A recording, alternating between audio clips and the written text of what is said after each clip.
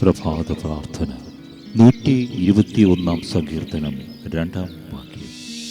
എനിക്ക് സഹായം കർത്താവിൽ നിന്ന് വരുന്നു, ആകാശവും ഭൂമിയും സൃഷ്ടിച്ച കർത്താവിൽ നിന്ന്.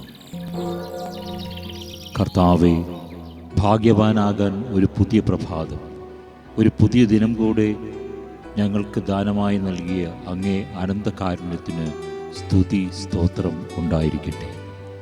തിരുഹൃദയ വണക്കമാസത്തിൻ്റെ 10ാം നാളായ ഇന്ന് അങ്ങേ സഹായത്താൽ എനിക്ക് ഭാഗ്യവാനാകണം.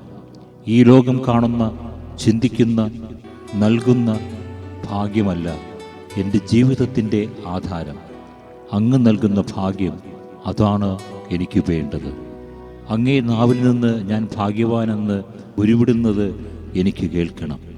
അതിനാൽ അങ്ങ് വിളിക്കുന്ന ഭാഗ്യവാന്മാരുടെ ഗണത്തിൽ ചേരുന്നതിനുള്ള സ്വഭാവ സവിശേഷത, ആത്മാവിൽ ദരിദ്രനോ, സ്വർഗരാജ്യത്തെ പ്രതി വിലപിക്കുന്നവനോ, ശാന്തശീലനോ, നീതിക്ക് വേണ്ടി വിശക്കുകയും ദാഹിക്കുകയും ചെയ്യുന്നവനോ, അതുമല്ലെങ്കിൽ കരുണയുള്ളവനോ ഹൃദയശുദ്ധിയുള്ളവനുമായി മാറി അങ്ങേ കാണുന്നവനോ, സമാധാനം മാത്രം സ്ഥാപിച്ച് ജീവിക്കുന്നവനോ, നീതിമാനായി പീഡനത്തിന് വിധേയനാകുന്നവനോ, അങ്ങേ നാമത്തെ പ്രതി അവഹേളിക്കപ്പെടുന്നവനോ ആയി മാറി ഭാഗ്യവാന്മാരുടെ ഗണത്തിൽ ചേരാൻ ഞങ്ങളെ സഹായിക്കണമേ.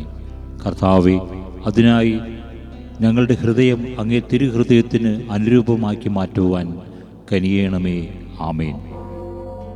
വിശുദ്ധരുടെ മൊഴിമുത്തുകൾ. വിശുദ്ധ ഒലീവിയ. മാനുഷിക ശ്വാസമെല്ലാം വ്യർത്ഥവും ക്ഷണികവുമാകുന്നു. സത്യത്തിൽ ആന്തരികമായി ലഭിക്കുന്ന ആശ്വാസമാണ് യഥാർത്ഥവും ഭാഗ്യപൂർണവും.